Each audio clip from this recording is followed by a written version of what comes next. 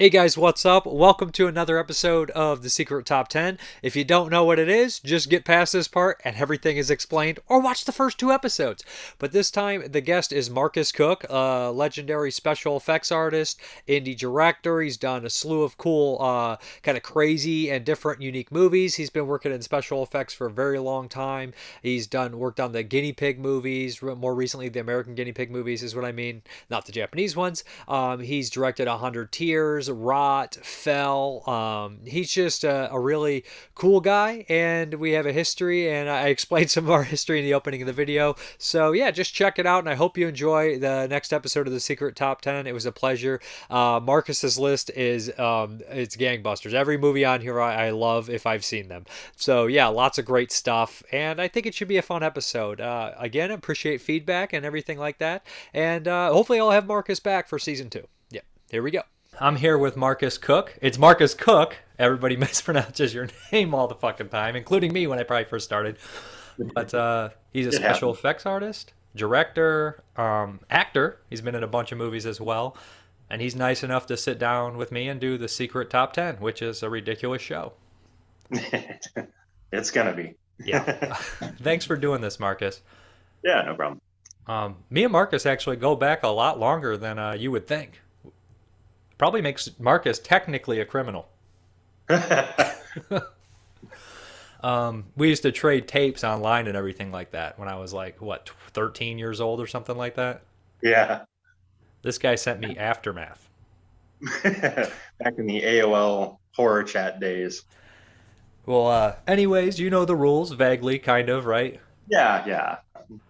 Okay. The rules, just a quick rundown if this is your first time. I explained them in the beginning, but I'm going to do it again. It's a secret top 10. He picks a subject. I do not know the subject. And I have 2 minutes to guess what his top 10 are going to be in that subject. And then we go over what he picked. I incorporate some clips if I can. I don't know what kind of movies he's going to be picking. And then we laugh at my terrible picks. And then we're going to do a goofy tournament because I like the tournament better than the trivia. I think it turned out. I'm not going to tell you what the tournament subject is, but all right, you ready? Yeah, let's go for it. Okay, so go ahead and explain your subject and your caveat and all, if there's any caveats and stuff like that. Yeah, weirdly enough, because everyone associates me with like horror films and especially like extreme graphic gore, that's what my favorite kind of movie is. But weirdly enough, I'm really into like really funny, weird, absurd, wacky comedies more than anything, and specifically things that I've seen so much that I can quote like inside and out. So like a very wide variety, but I love like wacky, goofy movies that are just so quotable, like through and through. Like the whole movie itself is like quotable. Now, are they horror movies or horror movies included as well? Yeah, some horror movies. Okay. Yeah, but I guess that term would be debatable. But all right, I won't give you any clues other than quotable movies, genre, definitely genre. Okay, so I'm gonna hit start. All right. Okay. What do you think I could quote? Yeah, I think definitely need some like music for this sequence. Yeah, I think Dustin said it, but then I was too lazy to do it.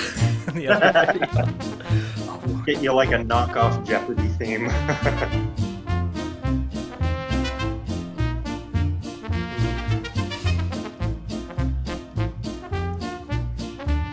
Weird comedies.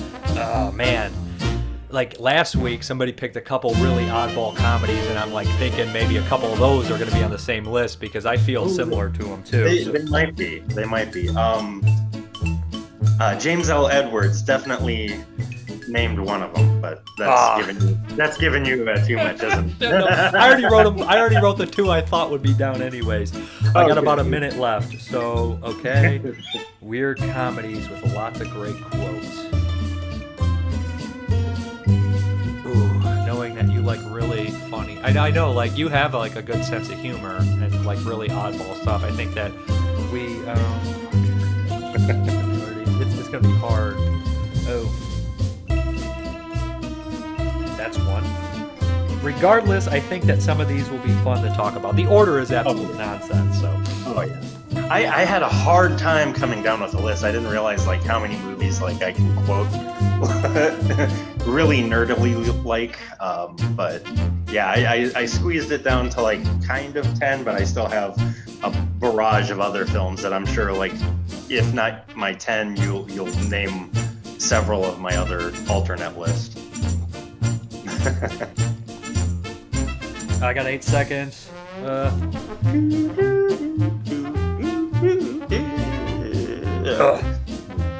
That's it. I tried to change it up for copyright. Okay.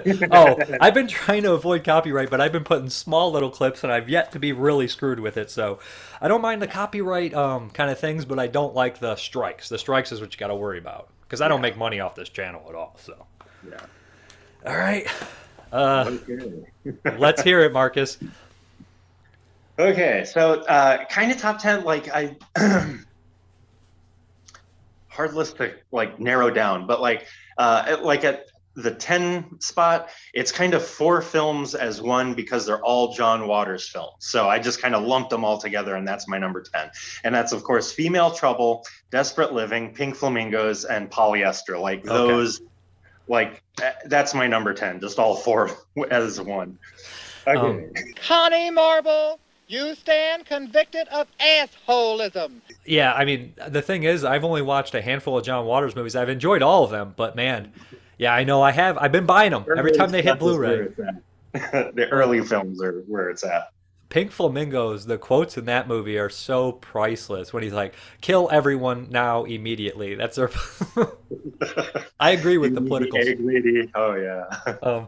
And the part that had me and Jeremy cracking up the most when we watched it was how Divine said asshole. You'd be like, you asshole, asshole. I love the Baltimore accent. Like, just all the characters. Sometimes I'll slip into it just if I say something, like, well, how about that, My friend used to say asshole like that, and he wasn't from Baltimore, so I don't know where he picked it up, but it was definitely not John Waters. Yeah, so that's a great pick, even though you cheated and you put 4 as a tie. And so number 9. Okay. Shock Treatment. You'll find conference rooms and a children's playground.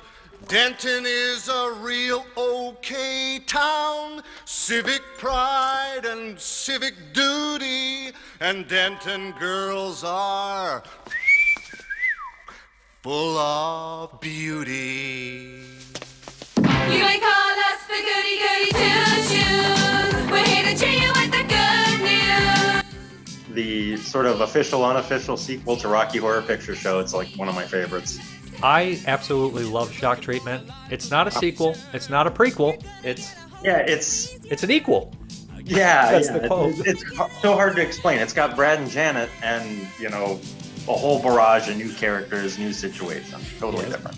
Rick Mile pops in there, Charles Gray. And the satire is so priceless. Like I remember somebody was complaining online about, they're like, this movie's anti-gay. It's like, it's satirically making fun of people that are anti-gay. Do you not get that, or are you just dumb?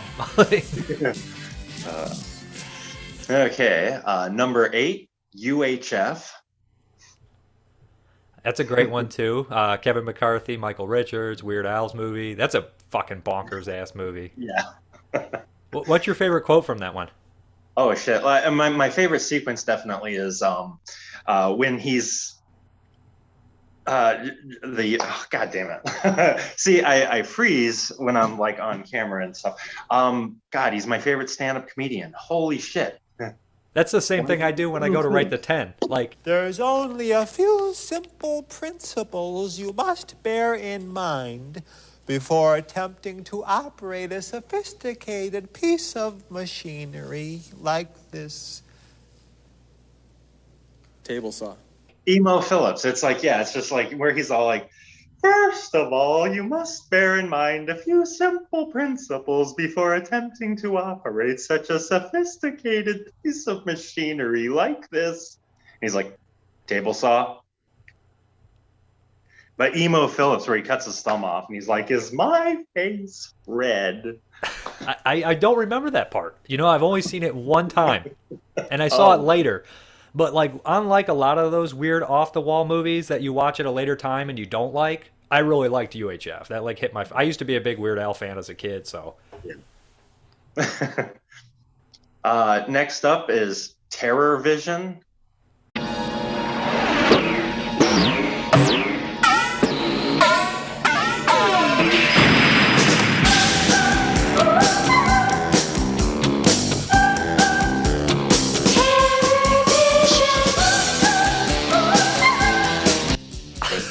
Graham, I love the monsters. I love all the characters. Oh, that's so bizarre. Yeah, that's a wonderful movie. Like I absolutely adore that one. When I rewatched it recently for something, and I went to rate it, and I was like, I want to give this. I'm just giving it a 10. Holy tomato! Oh, Garrett Graham, man, that guy is a fucking brilliant. Just like, you don't register all the cult movies he's in until you sit down and think about it. Like, and the grandpa, Burt Remsen. Oh yeah.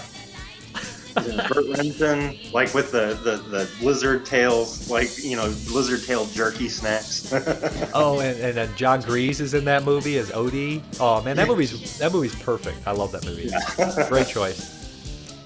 Next up, 6 is Meet the Feebles.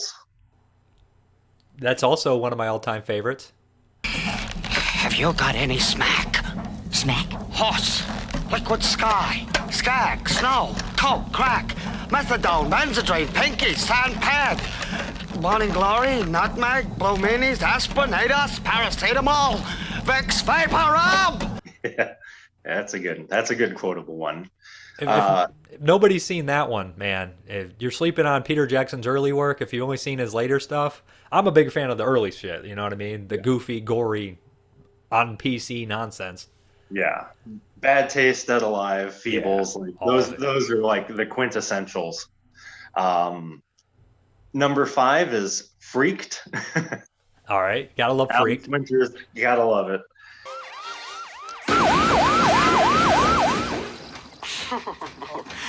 Oops. Now look, from now on, no more screw-ups, okay? Styrofoam cup. Number 4 is Dr. Caligari. Not the cabinet of Dr. Caligari, but the 1990 Rinse Dream. Really just, I don't know even how to describe it. Meet Dr. Caligari. She's chic. She's hip. She's morally reprehensible. She's evil. She's a flat-out sadist. A sex Nazi. How do I make you feel? My feelings are like filthy prayers. I'm a juice dog. I'm a twitching skee ball, and you won't let me shiver. Yeah, that was directed by the guy who did Cafe Flash, right? Yeah, Cafe Flash. Yeah, Rinse Dream. Yeah, that's a weird fucking movie. I don't know if I've ever seen the whole thing. I had like a laser disc and just bonkers. Oh. Yeah, and after that is The Forbidden Zone. Going down, down, down, how far can you go? You might fall into the forbidden zone. Going round, round, round, trying to be sane. Everything looks different, but nothing has changed.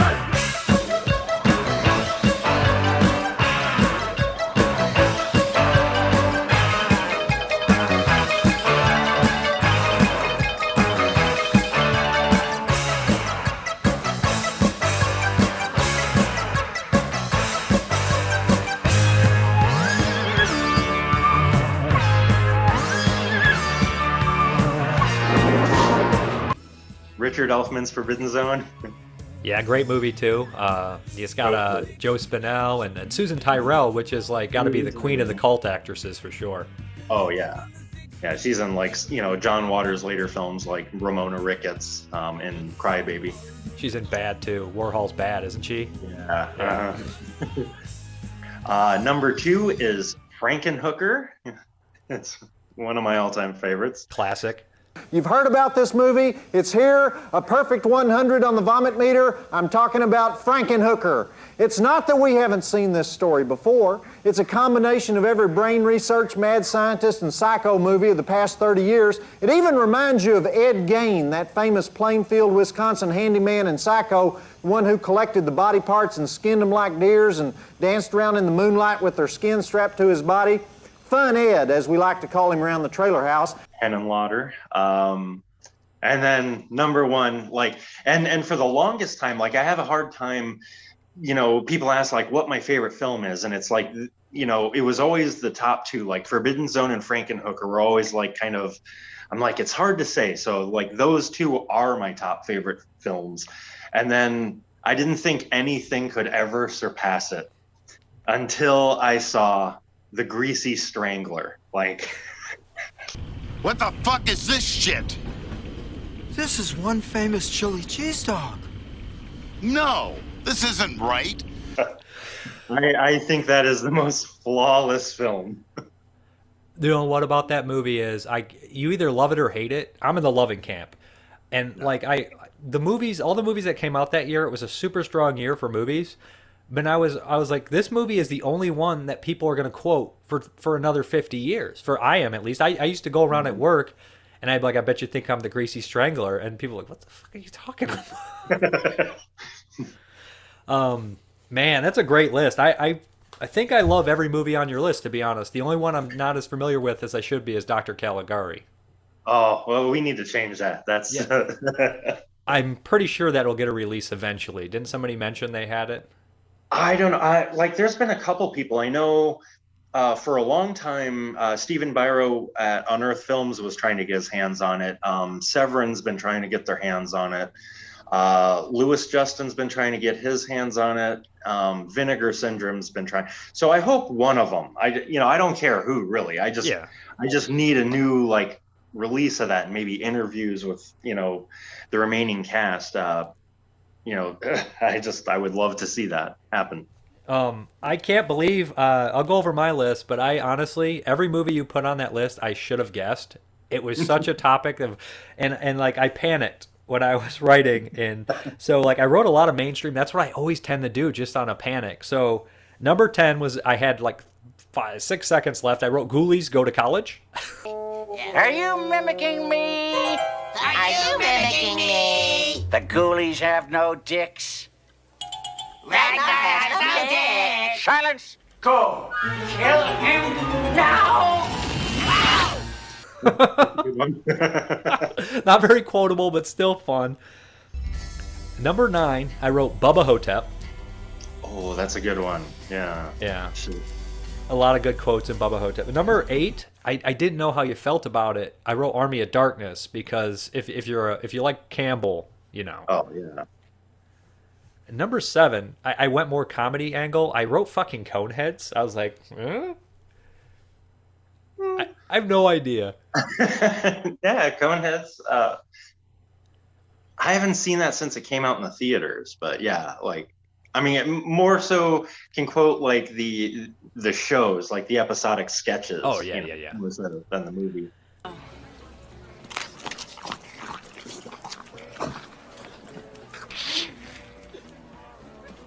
Wow! My mom's the only other woman I've ever known who could take a sandwich like that. So 6, I wrote The Dark Backward by Adam Rifkin. Oh fuck! That was almost on there. That's such a bizarre movie. It was the definition of fucking bonkers, and I was like, I feel like Marcus likes this movie for some reason. Number 5, I wrote Eating Raoul. That almost made it onto the list too. Yeah. Eating Raoul, just because I'm a huge Mary Warnow fan. Of course she's in Terror Vision, but like anything with her and Paul Bartel, like I love growing up and always seeing them pop up in movies together. Yeah, I think like I wasn't growing up, but like when I would see them, like I initially didn't really like. I slowly came to them. I mean, maybe the first time I saw Paul Bartel was Private Parts. That was a long time ago. Whenever that DVD was put out, and I would just remember like registering probably Piranha, but I didn't know who he was. I just saw some guy getting eaten by piranha and was like, it's just some some bald guy. I don't fucking know who he is. Number 4, I remember, I think you like this movie. I think we talked about it, and it's a real oddball cult movie that doesn't really have much people talk about it very much, because I don't think it ever had a release. Love God. Love God.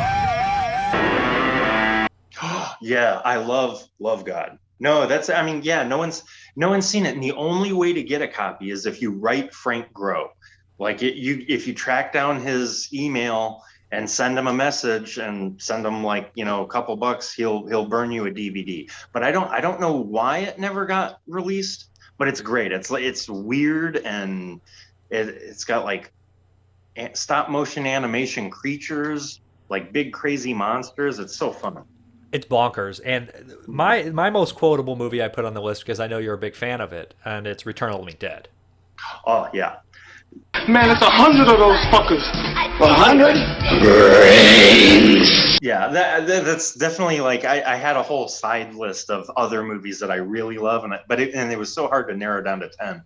But like The Convent, you know, Mike Mendez is The Convent. Yeah. I fucking love that film. Quote it inside and out. Dead Alive, Bad Taste, Chud 2. Chud 2, I love Chud 2. Return of the Living Dead 1 and 2, Little Shop of Horrors, Clue, Young Frankenstein, Spaceballs, Zorro the Gay Blade, Monty Python and the Holy Grail, Yellowbeard, and like Airplane, of course. Like, so that was my side list of like mainstream stuff. But I'm like, I gotta compile down to 10. It was hard. So my number 1 was Beetlejuice. I knew you liked Burton, but I know probably just older school Burton like me. So like, honestly, on your top 10 list, like most of those, like 8 of those are some of my favorite movies, like Terrorvision and Meet the Feebles and stuff and Freaked. They're just all movies that I like. They're the movies you watch, and like you read the reviews and they're all like terrible reviews, and you don't get it because no one got it at the time, but you're not in that time, so you don't even give a shit. You know what I mean? Yeah. Oh man, I did terrible. I got 1. I got Freaked. Freaked, yeah. Freaked. Any movie with like, yeah, the Butthole Surfers, Gibby Haynes makes an appearance. Rastafari Eyes. Rastafari. My favorite is the whole sequence when they flash back, and it has how everybody got turned, and it's Mr. T. You look better with the. It's like you'd be better as a woman. He's like keep the beard. He's like, and then Bobcat. The hammer. Oh yeah, hammer. Bobcat. And then they're all crying. Mr. T's like, man, that's rough. Oh, it's brilliant. So, anyways, that was a great list. I'd like to have you back and do another one, if you want to. Yeah. Eventually, for sure. Like so I was. Oh, what is that? Oh, this is the tournament. Oh, the tournament. Uh-oh. Yeah. What were you gonna say, Marcus? Sorry, I talk really fast, Yeah. and Zoom it tends to there's pause, so people will cut each other off. Yeah, the weird lagging. Yeah, and I had a hard time, because like, I mean, I like comedies, I like horror, but like the other films that I really, really love, more so than a horror genre, would be like bleak and depressing films. Like I don't know, there's something just awesome about like dark, depressing movies. Oh yeah, for sure. Okay, so I mean, I like all of it, but I feel like I like really dark comedy, like really awful dark comedy too. You know what I mean? Mm-hmm. So, I do think most movies need a sense of humor. Mm-hmm. Yeah. Like even Necromantic's got a sense of humor. Okay. Yeah. And horror comedy is hard. Like, very few, I think, horror comedies get it right. Like, I think Shaun of the Dead is a good example of like horror comedy done right. Yeah, at least for me. And I would put that comedy horror. You know what I mean? Like Ghostbusters is comedy horror, Shaun of the Dead comedy horror, Return of the Living Dead horror comedy. Comedy. Gotcha. Oh yeah, that's a good way of looking at it. Yeah. That's how I always have. Like Basket Case horror comedy. I should have put Basket Case on your list. Oh yeah, Belial. All right. So the tournament is a nonsensical thing. For Dustin, I did monster teams fighting each other to see who would win. I did this a long time ago, but it wasn't for anything. It wasn't for the secret top 10 with Fred Vogel. And I picked special effects artist. And you are a special effects artist, so I decided to do that route. But I didn't pick all the same people. I switched it up. Oh, okay. But there is some of the same because I don't want to put this right by the mic like a jackass, but there is some of the same here. in here, but you know, because there's only so many big time special effects artists that with name recognition in the horror kind of world. And I didn't pick any guys still working, you know what I mean? Because that's just kind of shitty. Okay, so first up we have the Chiodos brothers. Oh yeah, the Kyoto brothers. Yeah, Kyoto brothers. So and they're gonna face off. You just basically get to pick whose special effects you like better. You don't have to say technically, it's your fucking choice. You could be like, you know why? Because I said so. And they're gonna face off against Gianetto De Rossi, the Italian special effects guy who did Zombie and all that good stuff. Yeah.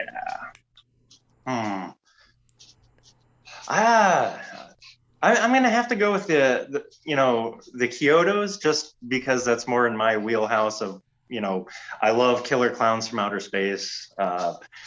What movie did there was something I watched, and then like halfway through it I was like, oh my god, it was a movie I'd never seen, and then partway in I was like, these effects look like Kyoto brothers. Oh no, it was Tammy and the T-Rex. Were they? Yeah. Were they their like, effects? I was like, these creatures. Oh no, was it Tammy and the T-Rex? No, there's something. Oh fuck, maybe. Oh.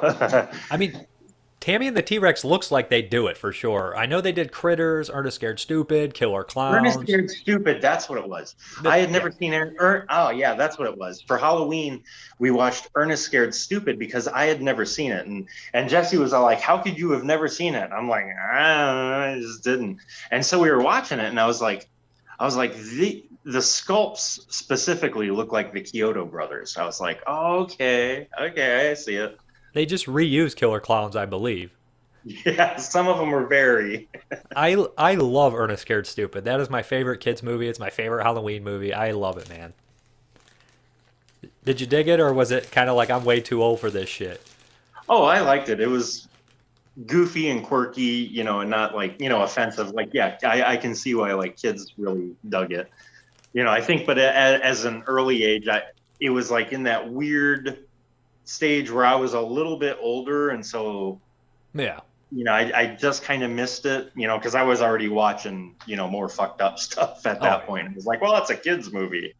That's what happened with me with Barney. Like, my cousin was like a year and a half younger than me. He was into Barney, and I was just like, what are you guys doing? It's fucking creepy ass purple dinosaur. I don't like it. I don't like it at all. It's always fun to remember special times, and the happiest memories of all are the ones we share with the friends we love. I love you. Okay. So next up is Rob Bottin. Ooh. It's going to be hard to beat Rob Bottin if you ask me. Yeah. The Thing, you know, all sorts of great stuff. The Howling. RoboCop. Yeah. And he's going to go up against, there's another classic guy, Tom Savini. Tom Savini. Okay. Tom Savini is like, yeah, a lot of firsts. Like, he was my biggest influence. Like, 'cause he was like one of the first kind of names that I started recognizing, you know, over and over. Was Tom Savini. And so I followed Tom's career, like, you know, I'm just like, oh, okay, he does gore, and that's kind of like what I want to do. And yeah. It's tough, isn't it? Yeah. And then like, yeah, but Rob Bottin, like some really far out there, you know, stuff. Legend, like he did, you know, Tim Curry's makeup as, you know, Darkness. Yep. Love that. So yeah, that's I'm gonna have to go with Bottin. Okay. Savini's gone. Gone to the wayside with De Rossi. So you got 4 more names in here. Next up is John Carl Buechler or Buechler? How do you say? Oh, Buechler. John Carl Buechler. Yeah, that's right. R.I.P. Yeah, I'm sad when I heard of his passing. I was just watching Baby Oopsie. You know, of course. Yeah. Billy Butler's Baby Oopsie movie, and in the background there's a painting of, like, you know, it's like supposed to be like an old timey family painting, but it's clearly, you know, John Buechler, like. And he did that with Troll. Yeah, he did Troll. He directed Troll, and He put his painting in the back of one of those movies with him on it. Wasn't he in the old painting and Troll in the background? Oh, it might be. Like Buchler, I think he put himself in a painting or something in one of those movies. Yeah, and maybe that's why Billy Butler did that with Baby Oopsie. It's like it's in the background, like if you don't know it's there because it's not a focal point of the story, it's just back there. But if you happen to notice it. And something I love about Buechler's work is all of his characters, like every artist has their own style and kind of fingerprint, but Buechler's work, all of his characters look like him. Yeah. it's you gotta love it because you recognize it. And I guess that if you didn't know what Buechler looked like, you wouldn't ever see that. But like I always see it anytime I see his ghoulies and yeah, the ghoulies, the troll, the cellar dweller. We didn't see not Jason Voorhees so much, but a lot of the other ones for sure. I know exactly what you're talking about. And he's gonna face off against one guy that I feel like you would have a love for, Screaming Mad George. Mad George, yes. Oh, damn. Society, the Guyver. God damn. He is, wildly inventive and creative. So, that's a hard one. I love Buechler's work. It's got so much charm and personality to it. But I'm going to go the weird route because I love Screaming Mad George's weird stuff. Society almost made this list too. I mean, there's nothing like Society, literally. Like, it feels like a soap opera in the first half of the movie, and then you see the shunting, and you're like, you're never going to forget the shunting. Yeah, that movie fucked me up as a kid. Ooh, look, a beauty mark. Oh, beauty mark. Oh, fuck. Like the mom for no reason, and I love random things in films, but when like the mom is like chewing on hair and coughs up a hairball, like just no explanation. They never talk about it. It's just a thing that happens. You have to assume that she's like not fully there, like something happened to her, like she's the mentally handicapped version of the societal creatures or some shit. Yeah. Okay, so we got some two wild ones here, and I put Lon Chaney Sr. because I thought it was very, I put Lon Chaney Sr., which is kind of a crazy pick, and he's going to face off against Steve Johnson.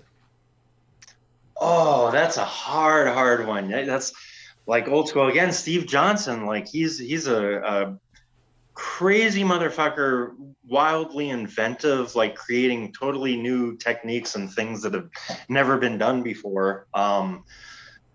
But I mean, same can be said with like Lon Chaney. Like he's the man of 1,000 faces.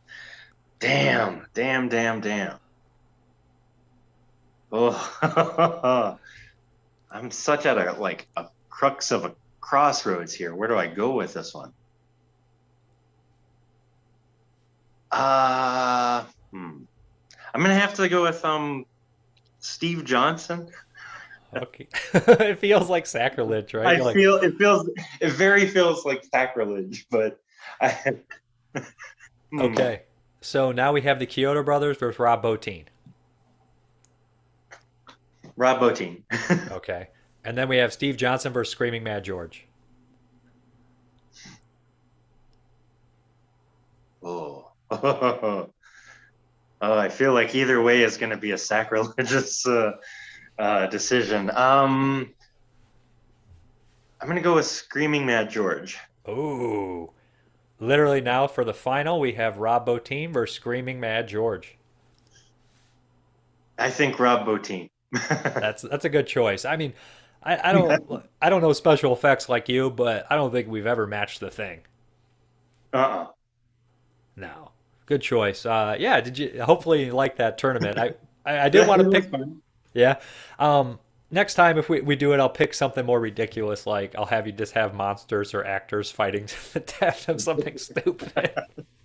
But I like to do that with special effects artists because a lot of times like you don't get to hear directors or special effects artists or people talk about other people's work like that. You know what I mean? Yeah. There's a lot of great like effects artists. I think, and I don't know like how you feel about this. And again, like one of my other all-time favorite films is Little Shop of Horrors, the musical with Steve Martin and It's a classic, yeah. Moranis.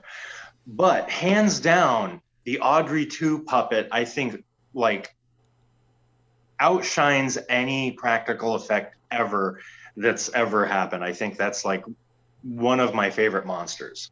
It's a great monster, and didn't they have to like slow it down to where they did a lot of work on that, and that was fucking looked really hard. Rick Moranis had to act and sing in slow motions, and then they bring it back up to proper speed. But the puppet was too big and cumbersome where they couldn't make it move around that fast, and that's how they were able to achieve like that. It looked like it was moving at regular motion. So original ending or the director's cut ending? Oh, I like, yeah, and see, I sought out like, for years I was trying to find that ending because they released a laser disc, and I was always trying to find the laser disc because I wanted to see it. Yeah. But it wasn't until the Blu-ray came out that they finally re-included whatever they offer you, Don't Feed the Plants song, where all the Audrey 2s are stuck to the bed. I love it. I kind of wish it would have gone that route, but but the I guess original ending, sticks with me more because that was the first iteration that I had seen until I heard that, oh my gosh, there's an alternate cut. They cut the last. Oh, gotta find it. Yeah, now it's readily available on Blu-ray. You can watch any version you want, I think. Yeah. And I'll be sad. Like, I mean, there was some talk a while back about them doing a remake of it, not as a musical, but more as like a horror movie. But like, it's just no one's gonna top that puppet. And it's just, if they do it today, it's gonna be CG, Yeah, like that's the same thing with Gremlins too. You're like, the charm of the Gremlins is that they were practical and it was just so fun. Like, I don't know. And also they wouldn't have Dante directing. It's like, I'm not interested in a Gremlins property when Joe Dante's still alive if he's not touching it. I don't, Yeah.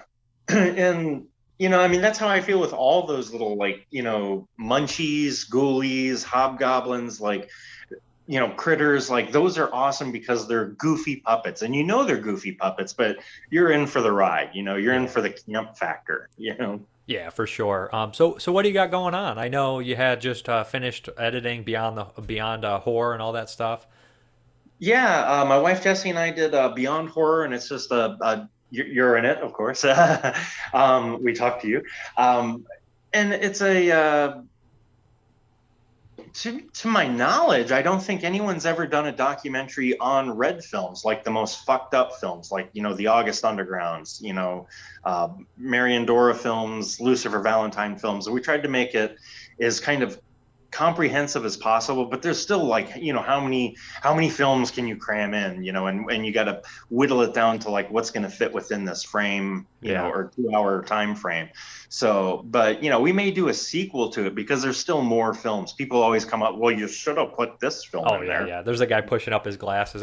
Everybody's going to be a critic on you, and like people like, you should at least try to do something on your own if you're going to be really harsh critic and just see how bad it sucks half the time. Not like, I mean, how hard it is to get something made and shit. Yeah. Like putting yourself in uncomfortable positions.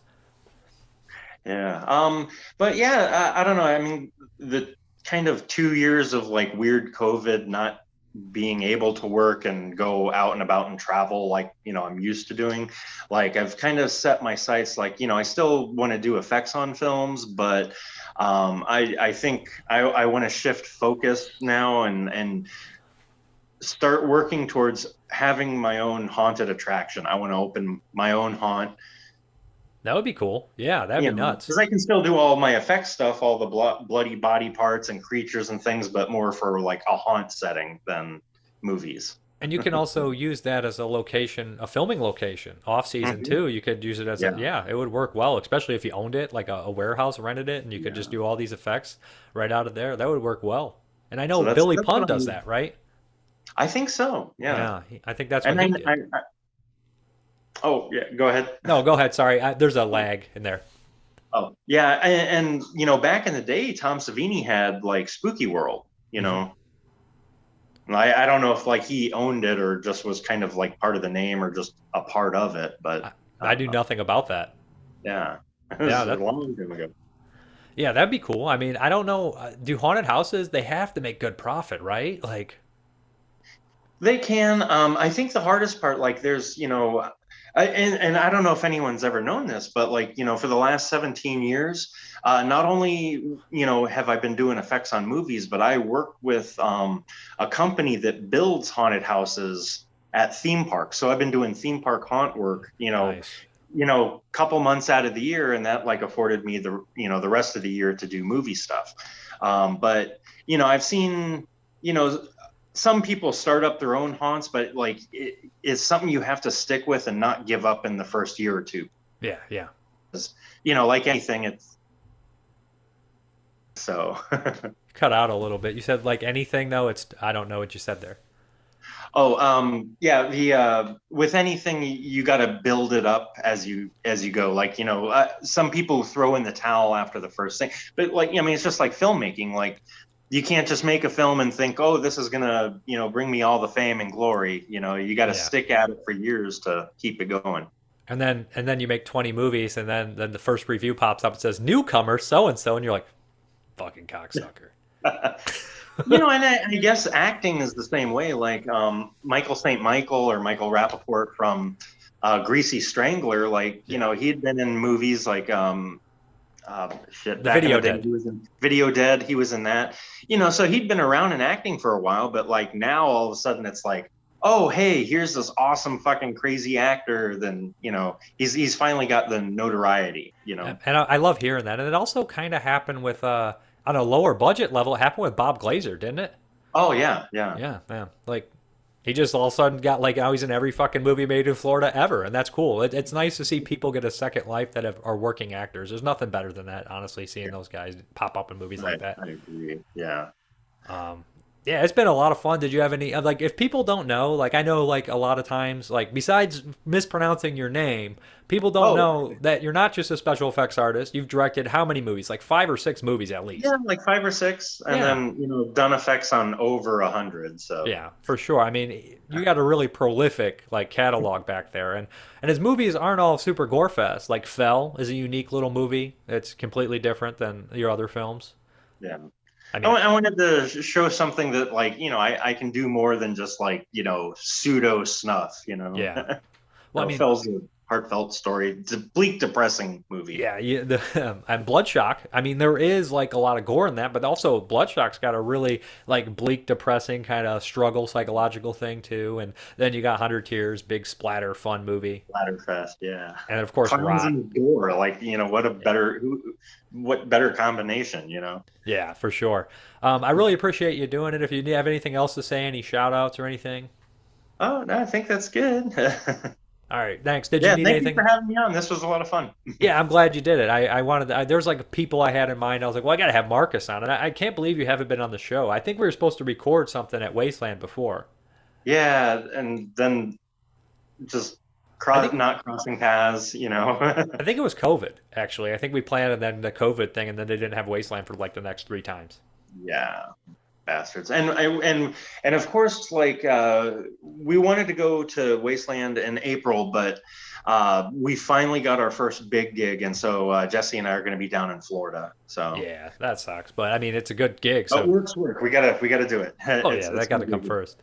Can't buy movies or go to conventions if you don't have any fucking money. Yeah, it's amazing how that works. Yeah, it's crazy. Anyways, I really appreciate it, man. Cool. Thanks a lot. Yeah, have a good one.